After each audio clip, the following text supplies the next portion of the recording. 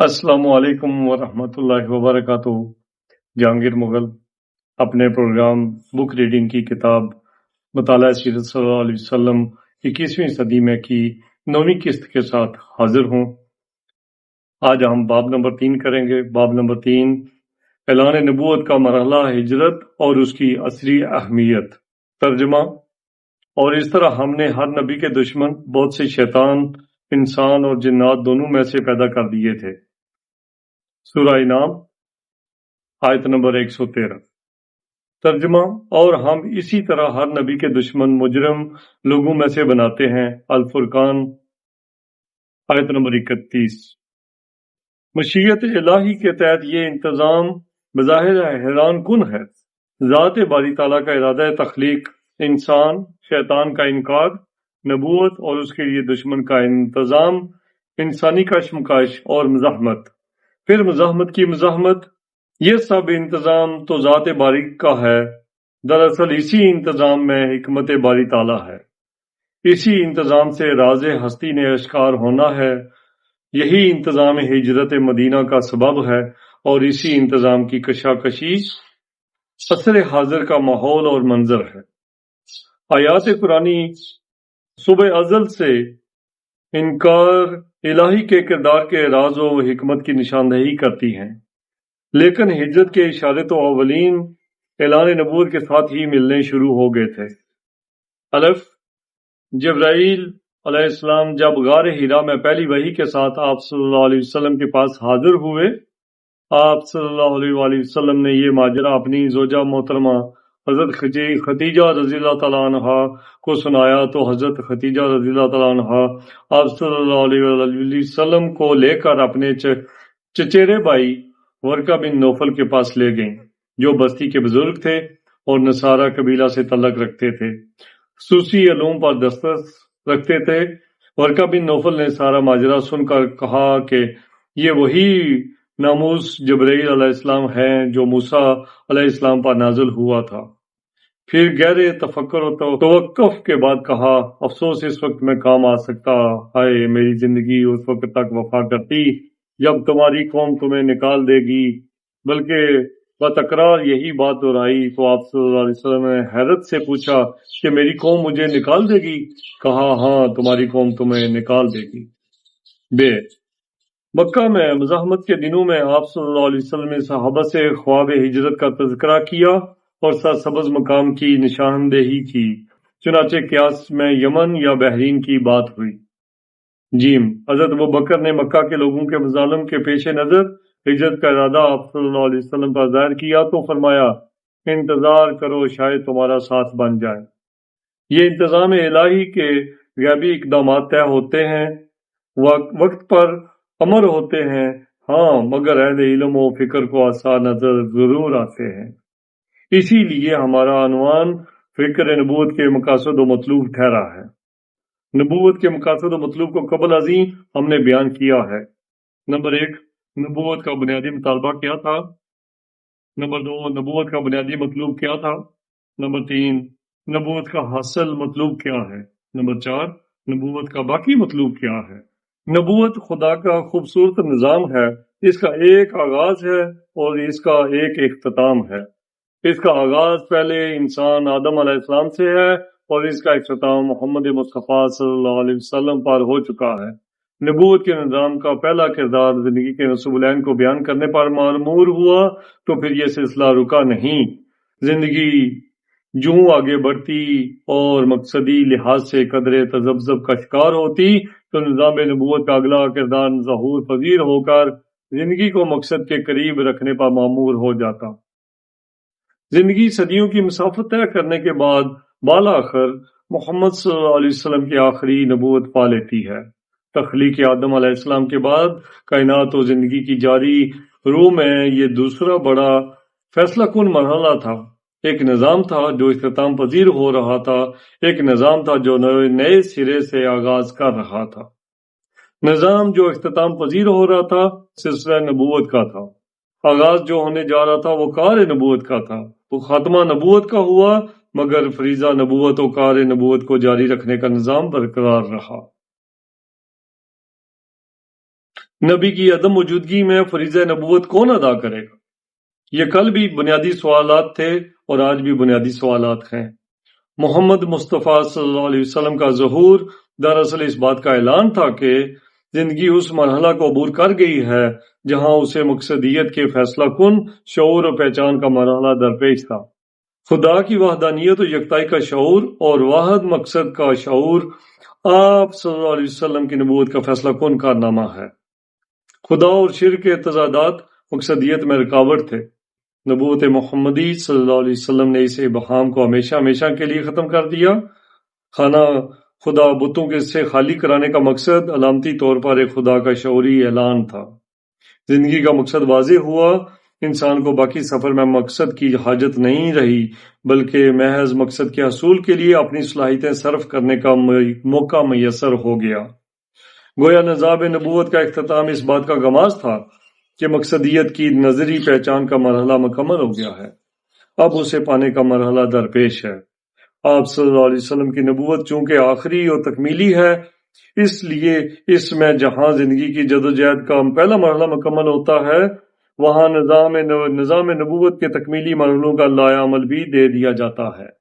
مشکل امر مقصد کی نظری پہچان اور تصدیق تھی، جو آپ صلی اللہ علیہ وسلم نے مکہ مکرمہ سے مدینہ منورہ میں ہجرت کر کے زندگی کو مقصد حاصل کرنے کی جاری جدوجہد کو ایک حوصلہ دیا، اور زندگی کا یہ سفر مضبوط بنیادوں پر مقصدیت کے حصول کے لیے آگے بڑھنے کی فیصلہ کن بنیاد بن گیا۔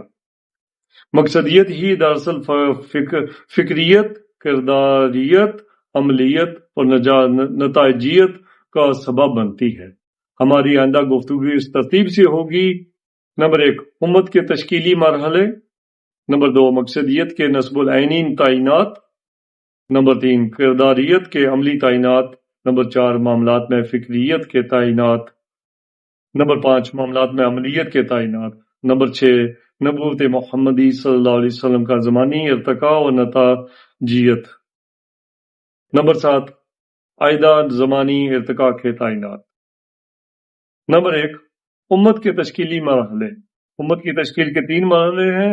اولین، اعلان نبوت، مکی لوگوں کا رد عمل۔ بے، مدینہ آمد اور تشکیل امت کی مضبوط بنیادیں۔ جیم، امت تعمیری اور تکمیلی ارتقاء کی راہوں پر، تاریخ اور عصر حاضر۔ نمبر 1، خدا کی طرف سے محمد مصطفیٰ صلی اللہ علیہ وسلم کو غار حرا کی تنہائی میں نبوت کی باقاعدہ خبر دے دی گئی، اور بطور ثبوت چند آیات سورہ علق بھی عطا کر دی گئیں۔ البتہ آپ صلی اللہ علیہ وسلم نے اس کا باقاعدہ اعلان کچھ عرصہ بعد کیا، تو خاندان اور مکہ والوں کا رد عمل مثبت نہ تھا۔ لیکن جیسے خدائی نظام ہے، خاندان اور احباب میں سے بعض سلیم الفطرت کے حامل اشخاص نے دعوت قبول کی اور آپ صلی اللہ علیہ وسلم کو نبی تسلیم کرنے کا اعلان کیا۔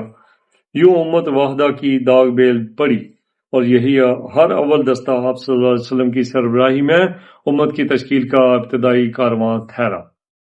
مکی لوگوں کا نئی نبوت اور نئی امت کے خیال کے خلاف رد عمل شدید تھا اور وقت کے ساتھ شدید تر ہوتا گیا۔ تاریخی روایت اور سماجی کہانی کے مطابق یہ رد عمل ایک قدرتی عمل تھا، ایک عقیدہ جو سماج میں پہلے سے جاری ہو اور ایک نبوت کے پہلے سے لوگ پیروکار ہوں۔ وہاں نئے نبی اور نئے عقیدے کی بات کرنا نہ تو آسان ہے اور نہ اسے سننا یا قبول کرنا ہی قابل برداشت ہوتا ہے۔ ایسا سب کچھ مکی معاشرہ میں ہوا، مخالفت ہوئی اور ہر پیمانے پر ہوئی، یہاں تک کہ شعب ابی طالب جیسی صورتحال بھی پیدا ہوئی۔ غالباً ہر سماج کی اپنی ایک شعوری نوعیت ہوتی ہے اور فکری پختگی ہوتی ہے، اسی مناسبت سے قبولیت اور رد عمل سامنے ہوتا ہے۔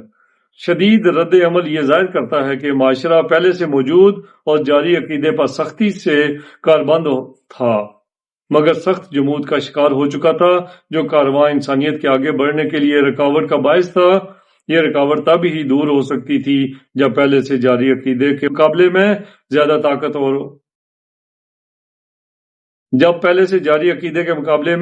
طاقتور اور مکمل عقیدہ ظہور میں آئے۔ آپ صلی اللہ علیہ وسلم ایسا ہی عقیدہ لائے۔ بے عمل اور رد عمل اور مزاحمت کے اس ماحول میں امت کی داغ بیل ڈالی جا چکی تھی۔ شاید یہی مشکل مرحلہ تھا جو طے ہوا۔ نئی نبوت کو ماننے والوں نے مان لیا اور جنہوں نے انکار کرنا تھا اعلانیہ کر دیا۔ ایسے موقع پر عقیدہ و تبلیغ کے مزید فکری اثرات مرتب ہونے ناممکن نہیں تو مشکل ہو جاتے ہیں۔ پتھروں سے مزید ٹکرانے کے بجائے نرم زمین کو ترجیح دی جاتی ہے۔ نبی آخر صلی اللہ علیہ وسلم نے مکہ چھوڑنے کا فیصلہ کر لیا، مگر اس فیصلہ کی بھی مزاحمت کی گئی اور عزت سے روکنے کی کوشش کی گئی، مگر ایسے ہوتا نہیں۔ جنہوں نے آگے بڑھنا ہوتا ہے وہ رکتے نہیں، اور پھر جنہیں امت کا والی اور نگہبان بننا ہوتا ہے وہ کب رکتے ہیں؟ یوں آپ صلی اللہ علیہ وسلم یثرب کی وادی میں پہنچ جاتے ہیں۔ تاریخوں اور سیرت النبی کی ابتدائی کتابوں میں مکہ اور مدینہ کا فاصلہ لکھا گیا۔ اس فاصلہ کی نوعیت کو کتابوں میں پڑھنے سے ایک تصوری ذہن پیدا ہوتا ہے، مگر جن لوگوں کو آج بھی مکہ اور مدینہ کے دوران سفر کرنا پڑا ہے وہ ملاحظہ کرتے ہوں گے کہ عملی لحاظ سے یہ بڑا ہی دشوار گزار سفر ہے۔ اب عمدہ سڑک پر بس یا کار پر سفر کیا جاتا ہے اور قریب قریب ایک دن کا سفر ہے۔ کس قدر بے آب و گاہ ہے، دیکھنے سے خوف آتا ہے۔ پہاڑی ٹیلے زیادہ نہیں اور درخت کا تصور نہیں، البتہ جلے ہوئے پہاڑ، پتھر اور زمین اب بھی پوری طرح موجود ہیں۔ تب کیا ہوا ہوگا؟ آپ صلی اللہ علیہ وسلم کی یثرب آمد ایک کامیاب حکمت عملی ثابت ہوئی۔ عزت و احترام سے آپ صلی اللہ علیہ وسلم کا استقبال ہوا۔ آمد کے بعد بھی کافی عرصہ تک مزاحمت نہیں ہوئی اور آپ صلی اللہ علیہ وسلم کو امت کی تشکیل کے لیے بہترین موقع میسر ہوا اور آپ صلی اللہ علیہ وسلم نے کامیابی کی مضبوط بنیادیں رکھ دی۔ جیم مدینہ منورہ میں آمد، وہاں اسلام کا دائرہ وسیع ہونا، اسلام کی تبلیغ کا محبت کی بنیاد پر استوار ہونا، یثرب کے معاشرتی ماحول کو سلیقے سے بدلنا، ریاستی نظام کی ٹھوس اصولوں پر بنیاد رکھنا، قانون قدرت کے تحت مکی مزاحمت کا مقابلہ کرنا اور پھر اس مزاحمت کا کامیاب خاتمہ، گرد و نواح کی مزاحمتوں کا قلع کما کرنا، عقائد و عبادات کے دل نشین طریقوں کو روشناس کرانا اور انسانی نسب العین کے تازہ تعین اور رہنمائی کا حسین تصور دینا۔ ایسا عمل تھا جو امت کی تشکیل و تعمیر کلی کی ایک ٹھوس بنیاد تھی، جو تکمیلی راہوں پر آج بھی مسلسل آگے بڑھ رہی ہے۔ امت کا سفر نسب العینی انداز سے مسلسل آگے بڑھ رہا ہے۔ آپ صلی اللہ علیہ وسلم پر نبوت مکمل ہوئی اور آپ صلی اللہ علیہ وسلم نے جو پیغام دیا وہ بھی مکمل و آخری تھا۔ امت جو تشکیل کی وہ بھی آخری گروہ امت بنا۔ سابقہ امتوں کے مقابلے میں پابندیاں زیادہ لگائی گئیں کیونکہ اسی امت کے ذریعے نسب العین حاصل ہوگا۔ سفر طویل ہے، اس لیے مسافروں کو سخت جان ہونا پڑے گا۔ اسی امت کے ذریعے نیکی اور خیر کی دعوت کا فریضہ سونپا گیا اور شر والے کاموں سے منع کرنے کی ذمہ داری لگائی گئی۔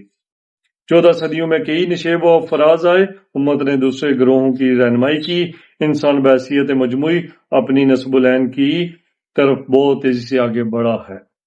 قرآن و سنت رسول صلی اللہ علیہ وسلم نے کسی نہ کسی انداز میں انسانیت پر گہرے نقوش چھوڑے ہیں۔